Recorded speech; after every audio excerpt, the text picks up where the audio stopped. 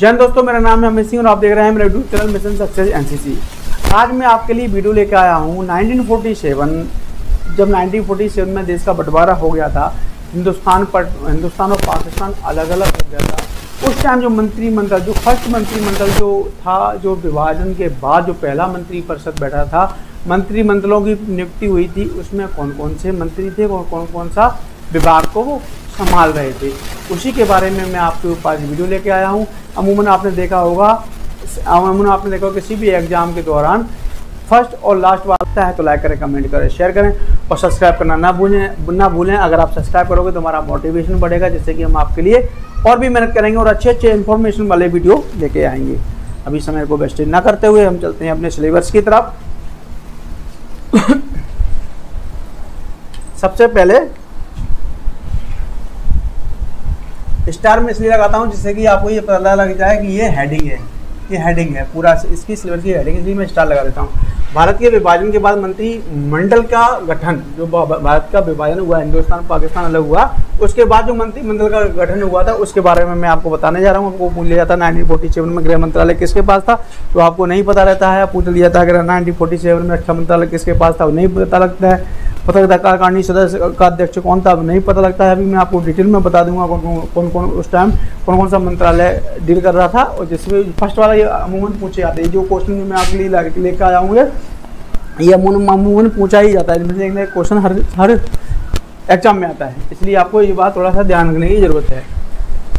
3 जून 1947 ये डेट याद रखना, जब हमारा मंत्रिमंडल गठित हुआ था भारतीय विभाजन के बाद, तो 3 जून 1947 के में भारत के बंटवारे के बाद मंत्रिपरिषद के सदस्य की संख्या, जो मंत्रिपरिषद के जो सदस्य थे उनकी संख्या कितनी नियुक्त की गई थी, 324। और पहले जब हमारा पाकिस्तान हमारे पास था तो 389 सदस्य थे हमारे पास, लेकिन जब भारत का विभाजन हो गया तो 324 सदस्यों की संख्या नियुक्त की गई, जिसमें से 224 सदस्य थे वो राज्यों से थे, और जो 89 सदस्य थे वो स्थानीय देसी रियासतें थी, उनसे देसी रियासतों के राज्य थे उनमें से ली गई थी। ठीक है, और उनमें मंत्रिपरिषद का जो भी गठन है वो बांट किया गया है। ये मंत्री जी विभाग है, मतलब किस मंत्री ने कौन कौन से विभाग को डील किया उसके बारे में मैं आपको संक्षेप में बताऊंगा, जिससे कि आपको ठीक से जानकारी हो जाए। सबसे पहले पहला पॉइंट है पंडित जवाहरलाल नेहरू। पंडित जवाहरलाल नेहरू में कार्यकारी परिषद के उपाध्यक्ष थे। ठीक है, कार्यकारी परिषद क्या है, उनके उपाध्यक्ष, मतलब जो जितने भी मंत्रिपरिषद थे उनके सबके उपाध्यक्ष थे। और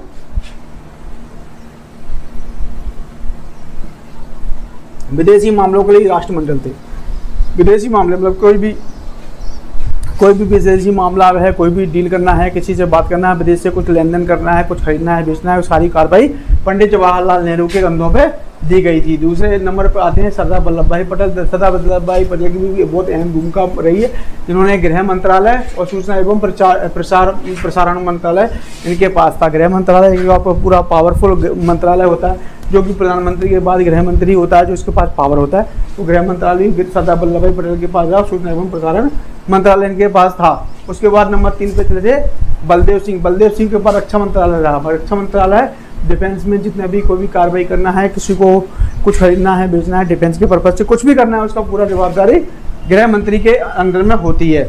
4 नंबर चलते हैं जॉन मथाई उद्योग एवं आपूर्ति विभाग होता है। उद्योग एवं आपूर्ति विभाग, उद्योग की मतलब कहीं भी किसी भी प्रदेश में उद्योग लगाना है, क्या सेटलमेंट करना है, कंपनियों को लाना है, बुलाना है, कंपनियों को इनवाइट करना है अपने देश में, कंपनियों को स्टेबल कराना है और उनके रोजगार बढ़ाना है। सभी हमारे देशवासियों को रोजगार दिलवाने का काम उद्योग एवं आपूर्ति विभाग का होता है, जो कि जॉन मथाई के पास था। सी गोपालाचारी 5 नंबर पॉइंट पर आते हैं।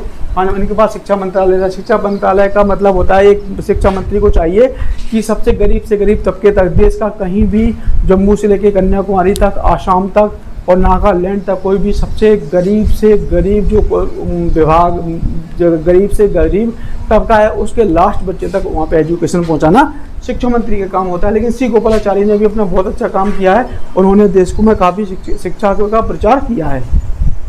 6 नंबर पे है C.H. भामा में कारखान एवं बंदरगाह इनका मंत्रालय इन्होंने संभाला हुआ था। खान का मतलब होता है कोयले की खान, रेत की खान, पत्थर वगैरह निकलता है, सफेद पत्थर, मार्बल पत्थर की सारी खानों का जवाबदार और बंदरगाह जो भी पोर्ट बनाए जाते हैं, समुद्री मार्ग के ऊपर जो बंदरगाह बोलते हैं इनको पोर्ट या बंदरगाह बोला जाता है, उसका पूरे जवाबदार CH भामा का था। उसके बाद नेक्स्ट चलते हैं राजेंद्र प्रसाद को खाद्य एवं कृषि मंत्री बनाया गया। राजेंद्र प्रसाद को क्या बनाया गया? खाद्य एवं कृषि मंत्री। किसानों की कोई भी समस्या को सॉल्यूशन करने के लिए, किसानों को मौसम की मार ना झेलना पड़े, उसके लिए कुछ भी नई योजनाएं निकालना है, और किसानों की अगर सूखा पड़ जाता है उसके लिए मुआवजा देना है, किसानों का जो रेट है वो रेट को बरकरार रखना है, उनको MSP वगैरह को बरकरार रखना, उनको खुश रखने का काम राजेंद्र प्रसाद का था। उसके बाद नेक्स्ट चलते हैं आसफ अली को रेल मंत्रालय दिया गया। आसफ अली को क्या दिया गया?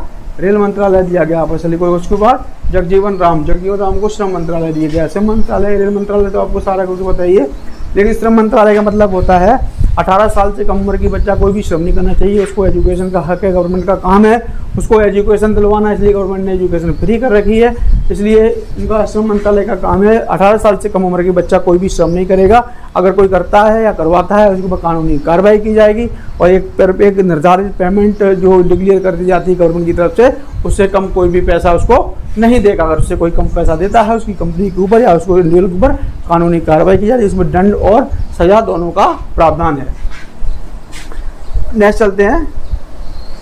अच्छा, मंत्रिमंडल में शामिल मुस्लिम लीग के सदस्य भी इसमें मंत्री परिषद में शामिल हुए थे। देखो, मंत्रिमंडल में शामिल मुस्लिम लीग के सदस्य भी 5 मुस्लिम लीग के सदस्य, जिसमें लियाकत अली खान को वित्त मंत्री बनाया गया।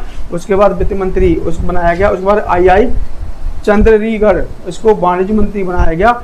अब्दुल खान नस्कर को संचार मंत्री बनाया गया।